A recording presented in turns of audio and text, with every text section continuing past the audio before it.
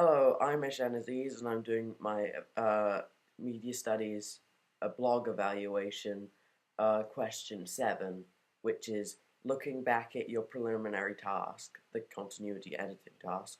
What do you feel you have learnt in the progression from it to a full product? So, in this video, I'm going to be discussing uh, basically what I did in the preliminary task and how it differs from what I ended up doing in my full opening sequence task, and just explaining uh, what my what my thoughts were after the preliminary task and what made me change elements of what I was how I was approaching the new task compared to the preliminary task. So my preliminary task was very basic. I just wanted to express the continuity editing shots um, to show I could do them. I understood the rules of it, and just create a film that was very basic in that fashion. I had no need of complex editing or you know like visual editing or sound editing. I didn't add a filter or anything. So I just wanted to get something very operational that just works done. Um, Used a very simple camera and whatnot. I don't think I even used a tripod. This differs a lot from my opening sequence task, although my opening sequence task is also quite simple in how it's shot and and how just the making process is that it's kind of complex as far as thematically. I mean, there's nothing in the preliminary task. There was nothing really. I wasn't really going for any ideas or story at all, really. But in my opening sequence, I really wanted to focus on creating an interesting character study, something that's sort of relatable, and I don't know, and I wanted not just to express it through script or through the way a character acts, but also just through the way my film is shot, through the lighting, through the focus, through the shot composition and shot movement. Uh, and I think that's something I achieved.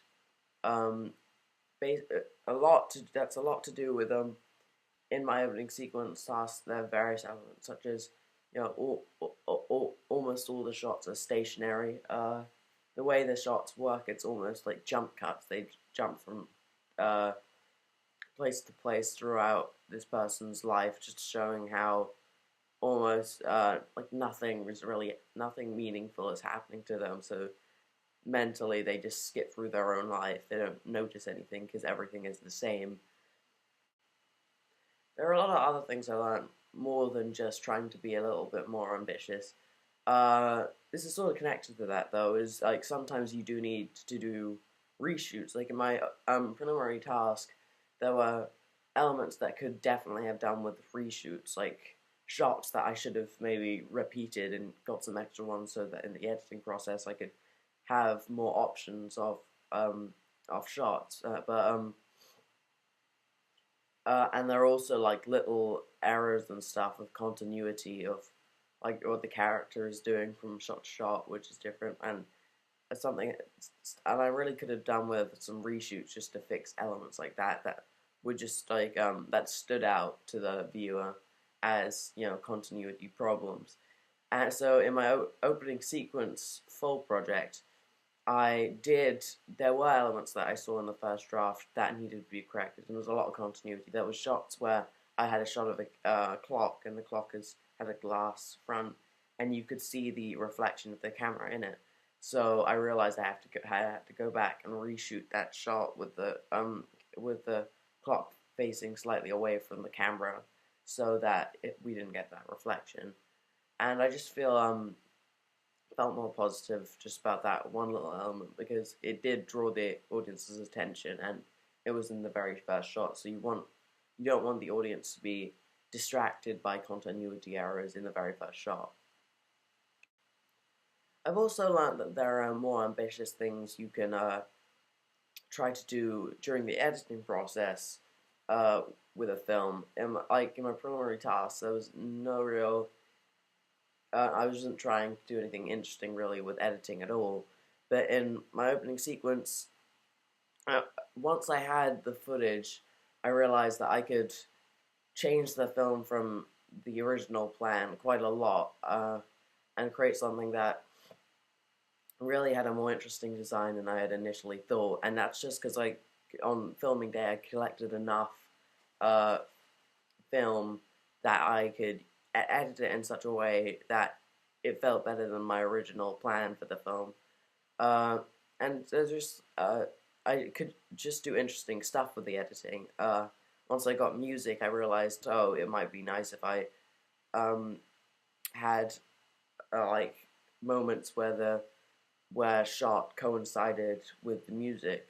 So I included an element like that, and that's interesting because I think that brings the audience in quite well because it connects with two different senses simultaneously. It's sort of more uh, engrossing into the film, and just various interesting things you can do with editing. A big part of that is also filters. I used a filter that raised the contrast a lot, which made the light in the shot lighter and the darkness in the shot darker, and that was really effective for my film because what it did, the shots that had shots of outside and inside, the inside was very dark and the character was shrouded in darkness, and then the outside was very bright. So it's showing this contrast of just this character's sort of dark, lonely life inside against a world that offers more outside. And I don't know, that just allowed me to do that just gave me like an interesting opportunity to explore the themes of the film even more than I already had. A lot of the stuff I feel that I've learned is largely connected to just looking at different kinds of opening sequences more closely. When I was first doing my preliminary task, I was kind of feeling quite limited by the resources we had to make a film, and I felt like, oh, to make a good film, you need better equipment than this. But I filmed my entire opening sequence project with just completely on my own, apart from one shot, which I had to get one of my parents, to hold up the tripod, uh, and so I just did it with a simple camcorder, a tripod, and iMovie, and I feel like I created something that, yeah, it's not perfect or anything, it's not amazing, but it's something I can be proud of because I don't know, I feel like watching it, I don't know, I feel like I can be proud of it, um, and I feel like a lot of that's to do with just looking at more different kinds of opening sequences in film and television, and just seeing how like people use some unconventional types of filmmaking to try and create something interesting to start a film with. And I described this in one of my previous evaluation questions. Better Call Saul, I watched that recently. It has an opening sequence that sort of reflects this. The very first opening sequence of the entire show, it's like black and white. It's very different.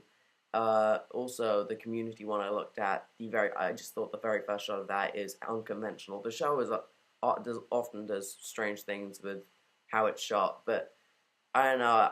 I felt from that I learned that like something interesting you can do to start off a film is to shoot something unconventional and immediately make something that the audience may not have seen something similar to ever, and I think that can grab the audience quite well, and just trying to not necessarily be too blatant with themes and whatnot, but try to just find an interesting way to show ideas, and I feel like that's something I learned in the time in between making the preliminary task and the opening sequence, just because realized that you don't need like a better quality camera or something, or you know, or even like other people like helping to make something that can be interesting. Uh, so yeah, I think honestly it's more like a lot to do with just having a positive attitude about it. But yeah, it's something I sort of grew into during um, the time between the two projects.